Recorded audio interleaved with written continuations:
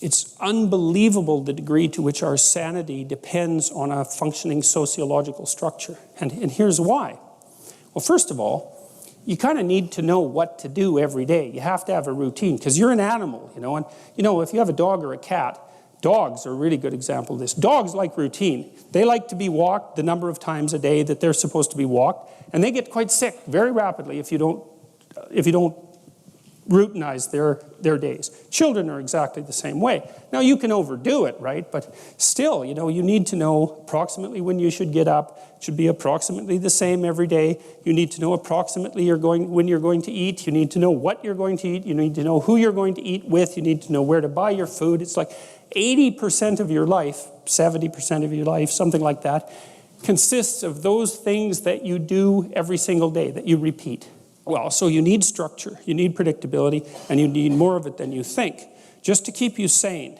Now, if you're lucky, and maybe a bit odd, you can deviate 5% from the norm, or 10% from the norm, or something like that, carefully and cautiously, as long as the rest of you is all well ordered in a normative manner. You might be able to get away with that, and you might be able to sustain it across time, and people might be able to tolerate you if you do it, or maybe you'll get really lucky and you happen to be creative but reasonably well put together, and people will actually be happy that there's something idiosyncratic and unique about you. But even under those circumstances, mostly what you want is to have a routine that's disciplined, that's predictable, and bloody well stick to it. You're going to be way healthier and happier and saner if you do that. And then the other thing that you need, because this is one of the things the psychoanalysts got wrong, I think, is that they overestimated the degree to which sanity was a consequence of being properly structured internally, you know. Because from the psychoanalytic point of view, you're sort of an ego, and that ego is inside you. And of course, it rests on an unconscious structure. But the purpose of psychoanalysis is to sort out that unconscious structure and the ego on top of it, and to make you a fully functioning and autonomous individual. But there's a problem with that, because the reason that you're sane as a fully functional and autonomous human being isn't because you've organized your psyche, even though that's important.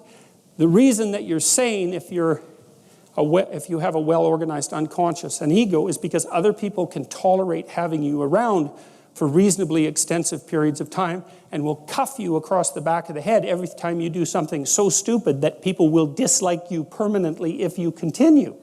And so what people are doing to each other all the time, just non-stop, is broadcasting sanity signals back and forth, right? It's like you smile at people if they're not only behaving properly, but behaving in a way that you would like to see them continue to behave. You frown at them if they're not, you ignore them if they're not, you shun them, you roll your eyes at them, you manifest a disgust face, you don't listen to them, you interrupt them, you won't cooperate with them, you won't compete with them. It's like you're blasting signals at other people about how to regulate their behavior so frequently, well, it just makes up all of your social interaction.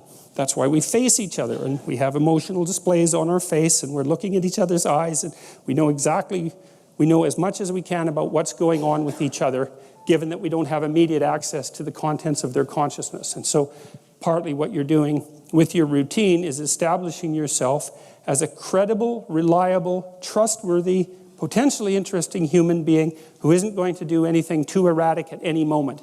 And everyone else is around there tapping you into shape, making sure that that's exactly what you are. And that's how you stay sane. And so what happens to people too, if they don't have a routine and they get isolated, is they start to drift. And they drift badly because the world is too complicated for you to keep it organized all by yourself. You just cannot do it. So we outsource the problem of sanity. And it's very intelligent that we outsource the problem of sanity, because sanity is an impossibly complex problem.